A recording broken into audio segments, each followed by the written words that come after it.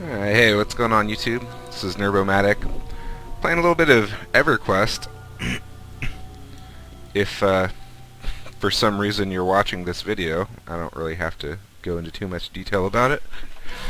Anyway, I was just going to go over this Mercenary upgrade quest. When you make a level 85 heroic character, you have access to this unique and really fast and easy to do quest line to upgrade your mercenary from J1 to J5, and it only takes about 15 minutes. It took me longer because I didn't really know what to do, so I had to go and look it up, and it was really quite simple. I mellowed the whole thing with my J1 healing merc as a ranger. I would imagine it's similarly easy or even easier with other classes. You know, it all depends. But anyway, I think when you make a heroic character, you'll start out here in Firat the Dream next to the Plane of Knowledge book, next to this area, and there's a little group of excuse me, quest NPCs right here, and there's various other NPCs. Soulbinder, there's a banker over there somewhere, innkeeper, and a few other quests. But this is the guy you're going to want to talk to, Investigator Drolmar. And it says right here, Mercenary Upgrade Quest, so it's really simple. Just hail him. You can go through the whole discussion with him. I'm just going to kind of blaze through it, because if you're interested enough to even be watching this video, you're probably going to have already looked into this, or you'll be doing it yourself, and you can read the whole quest dialogue on your own. Excuse me for just a second.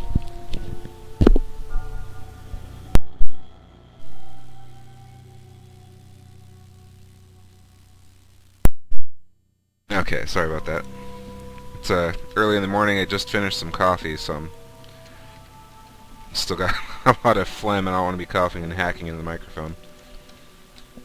So anyway, I just accepted the quest from Investigator Drolmar. It's called No Heroism Without Fear. The first step is to find and speak with Investigator Beckman. Now, I know, well, they pop up on Find, first off. Let's see right here, Investigator Beckman. But I just know, because I already did this, it is repeatable. I think there's like a 6-hour cooldown on it or something like that. Yeah, he's right here. It's pretty much just like straight south, more or less. You come up here and hail him. He tells you some story about some mercenaries, and go check on him, and there's a corpse right over here to the west of him. You walk over to the quest, check it out. Oh! And then this thing pops up, and you have to kill it using whatever abilities your class uses. And I have no idea really how to play a ranger, so I'm sure I'm doing it wrong. I've only been using melee attack, kick, jolting front kick, was a swarm of bees and beetle swarm, and this archery skill, focused storm of arrows. And I've got, you know, a bunch of AAs down here. I've played around with it a little bit, and I think I have an idea of, like, you know, which ones to use and, you know, what the cooldowns are. So I have all my survival ones down here. Except begging, that doesn't belong. These are all DPS ones. I have a couple group ones and other miscellaneous stuff. Excuse me. So anyway, that little thing pops out of this corpse, and you're supposed to kill another one. There's no shortage of them, so that's not really an issue. I'll go ahead and pull this with my bow.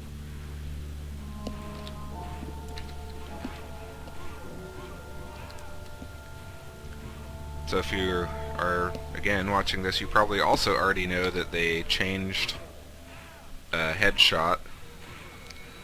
I think it has like a greatly reduced proc chance, if that's the right terminology for it. But it can proc on, you know, near same level mobs that you're fighting, so it makes it a little bit more useful in current content. So, you know, headshotting greens is no longer a thing, apparently. I was never that familiar anyways, so to me it doesn't make any bit of difference. Or not that I would notice anyway. So once you killed that second one of those, you come back here, talk to Investigator Beckman, and he'll tell you to go talk to another investigator.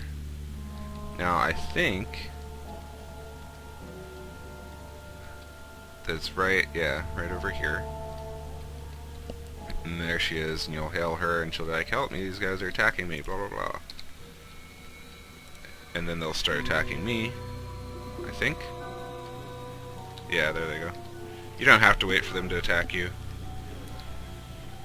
You can just go ahead and jump right on into the battle. And then you'll kill one more of these crazed mercenaries after this.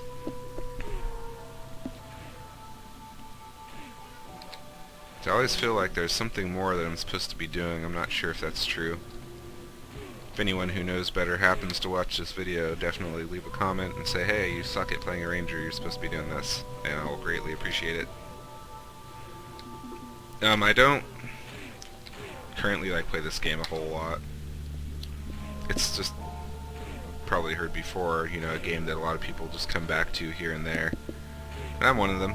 I would love to stick around, but I don't think I have the time to find a community to play with and, you know, really enjoy all the content that's available.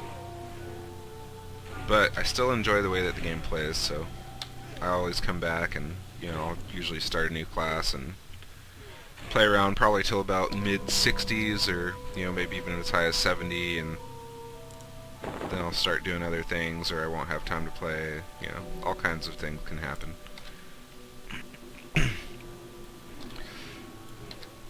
So, I would love to show more group play and stuff like that, but I just don't know if I'm ever going to get into a situation where I'm playing like that in this game.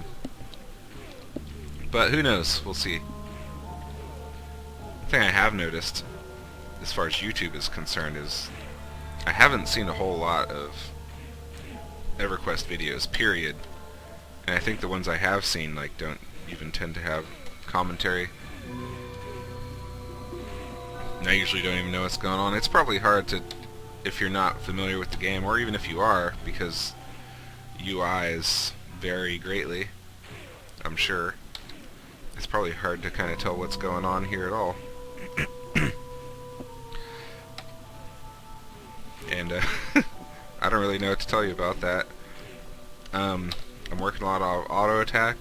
You can have, I think, as many of these action bars as you want. Well, there's probably a limit. I'll get back to that in a second. So I gotta come back over here, talk to her again. I think it's a her. And she tells me to go to their camp to the east. And I have this AA that gives me shared camouflage, which is basically ranger invisibility. And so I have my compass up here. I'm heading kind of northeast. I know that the camp is along the northern excuse me, the northern border of the zone. And that's the border right there. And there's the camp. So I'm going to talk to this guy, and he's going to say, help us fight off these things, these thought bleeders, and there's these other ones called amygdalas, I think. And so I will. Anyhow, I think I was mentioning about the action bars. I think, you know, you can have more than enough to put everything on them that you need. I think, I don't know, there could be people out there that have all kinds of crazy macros and other things that they just, you know, have gotten to a point where they can't live without. And they're like, I don't have enough bars. I think you can also scale them. You have a limited number of spells that you can have memorized, is the term that they use, at any given time in EverQuest. And over here is your spell bar. I think by default you start out with 8 slots, and then you can unlock more through alternate advancement.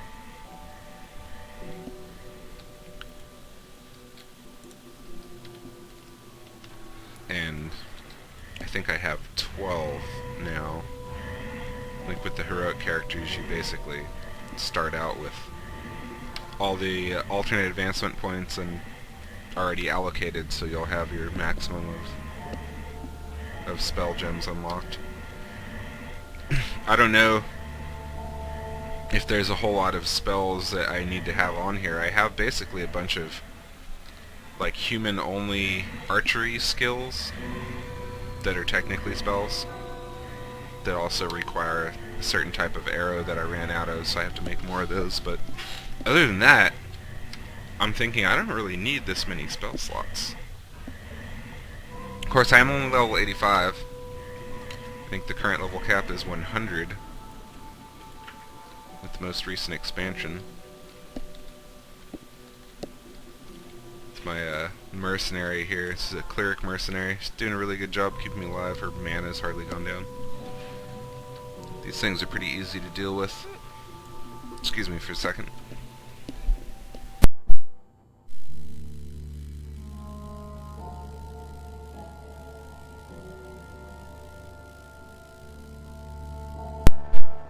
Sorry about that, I'm back. Oop. So I think I have to kill a few more of these. Let's see. No heroes without fear. Defend the investigator's camp by killing thought bleeders and amygdala. 2 of 5. So yeah, I need to kill 2 more after this one. Put that screen away. I haven't seen any of the amygdalas yet. They're kind of like tall, monsterish looking things with an exposed brain. I think these thought bleeders are a little bit faster to kill, so I don't really mind. They're probably about the same, I'm sure, but so far my experience feels like it's a little bit faster to kill these. I tried, after I unlocked my J5 mercenary, to do this without a healer merc. I think I was using a tank merc. And it was pretty close. We barely survived.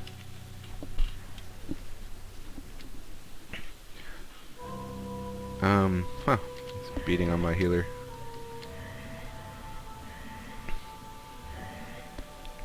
I think the tank mercenary kind of lost aggro about 2/3 of the way through, and I very nearly died. I think the tank mercenary was pretty low too. I think they were at about, 15% health, or no, it was more than that. I don't remember. But I think I've heard or read only a couple forum threads that said that the mercenaries really do fall kind of short. The tank mercenaries in particular. You get a lot more mileage out of the healer mercenaries if you have somebody that can take the hits. And as a ranger, although they are a melee class, like a tank class, they're one of the light tanks. The lightest of them all. Rangers are the only ones that only have access to chain armor, whereas the warrior and the shadow knight and the paladin all have plate. And there's other differences too. And I'll be honest with you, the whole while that I used to play EverQuest way back in the day, I never even considered the rangers as a tank. Although I did have the assistance of a ranger to tank the Plane of Justice trials back during Planes of Power. If anybody played, you'll definitely remember that. which was ridiculous. I was playing a Shadow Knight, but I just couldn't keep up, and we had a Ranger that was in some current raid gear, so they were able to tank the whole thing for me. I think at the time of that trial, I think it was just before Omens of War came out, and I think they might have had some Gates of Discord gear, so really helped. Okay, done with that. Talk to this guy. He tells me to go help somebody else that's in need. And so I will. I know it's kind of down this direction. I think it's more southerly than southeast, but I know it is fairly close. Yeah, here it is. This druid ring. There's a big mercenary over here. Oh! I'm sorry, I'm getting ahead of myself.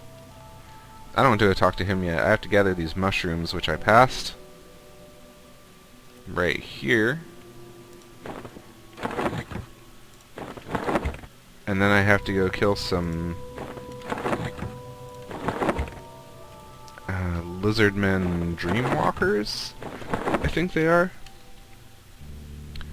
And I know that they are right over in this direction. You have to be careful because there's regular mobs out here that are not associated with these quests, and they are pretty tough. They will kick your ass. Make no mistake. Now I'm going to go ahead and pop this guy. Yeah, so this is a lizardman dreamwalker. There's, you know, a handful of them in this area. Could be significantly more. I'm not too positive. But I think I have to kill 3 of them for their amygdalas. Let me see. Yeah, loot 3 Dreamwalker amygdala from lizardmen dreamwalkers.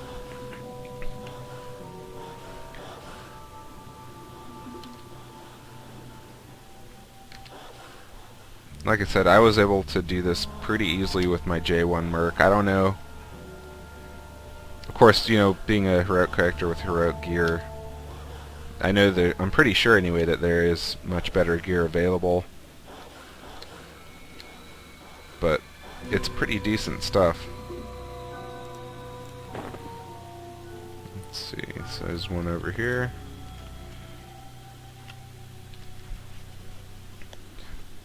I did try kind of root nuking these guys just to see, you know, how effective it would be to use headshot in that manner. Definitely didn't work out. It's really slow to kill. But you can, you know, effectively solo. And if any of you don't know the difference between solo and molo, molo is soloing with your mercenary, where solo is straight solo, just you by yourself. So you can effectively solo, you know, using it's Vine Lash Cascade. Sorry, I didn't remember what it was called. And basically it will root, it's kind of an AoE root, I believe. Well, it is an AoE route, I know that. That's not even a question. But when the effect wears off, it will also snare the mob. So it's extremely effective. And you can just sit back and pluck arrows and use your other archery spells to do damage to them while you're just hanging back, completely untouchable. But it does take a long time. And I'll be honest, I didn't even see headshot proccing. I'm sure it did here and there, but I didn't really notice it.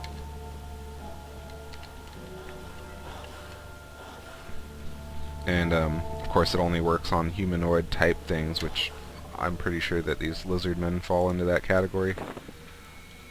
And that was my last amygdala, so now I've got to go back and talk to him again. I'm going to put on camo because I don't want to run into any of those patrollers because I don't like getting beat down. And they have beat me down. There we go. I'm going to talk to him again. He's going to tell me to go and see his friend. down at that druid ring, which was down this direction.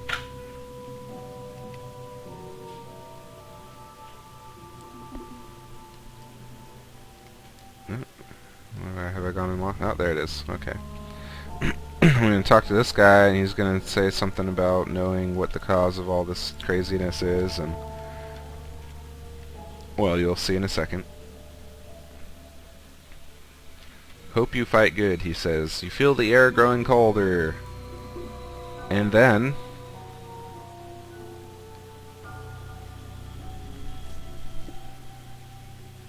all of a sudden this guy pops up. A Dracolich, whatever that is.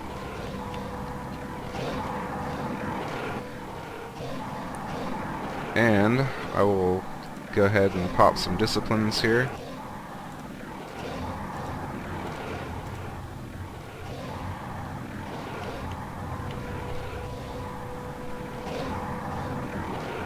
Just to kind of burn him down. But you do get, well, at least the first time, it got a pretty significant amount of experience, and you know, like 150 platinum. Of course, you unlock the J5 mercenaries, which is really helpful because J1 are not very up to snuff comparatively. And this guy's going down pretty fast. And that was that, and then you talk to him again, and he says, you know, you did a good job. I'm going to tell all other mercenaries to fight really hard for you. And that was that. So now I go back and talk to Investigator Dralmer for the turn-in, and then we should be pretty much good. I do have to kind of watch, well, I don't have to watch out too much, I can pretty much take them, but those lizard men, the normal ones, the ones not associated with this quest, are around, and some of them do see through invis. And I actually died the second time I was doing this quest because I had forgotten about my various crowd control abilities, and I was trying to tank 2 lizard patrollers at once, and I died. My mercenary just couldn't keep up with the healing. Anyhow, here we are back in Investigator Dralmer. Hail him. Congratulations, you've unlocked your Journeyman Tier 5. You can hire mercenaries here, Plane of Knowledge, blah blah blah. 125 platinum. I got 3 AAs from that. I don't know how much experience it was, but I have 80% of experience going to AA right now, so. And, anyway, well, Helen, I know the last thing that you say to accept the quest is help, so I'm just going to type in help. No heroism without fear, press accept, and he says, yeah, you cannot be assigned because you must wait 5 hours and 38 minutes before you can do another task of this type. So I don't know if that's like a shared cooldown thing, and if it is, there probably is better tasks out there. But it is pretty good experience. So until I'm done just kind of playing around here in the Firot, I'm thinking about exploring elsewhere, but I'm definitely going to keep doing this because 5 hours and 38 minutes goes by pretty fast in this game. So basically that's the walkthrough of the Mercenary upgrade quest. So if you did happen to watch this, I hope you enjoyed it. I'll try to do some more videos, but it's been difficult lately. My schedule's really busy. Anyways, thanks for watching, and hopefully I'll see you again.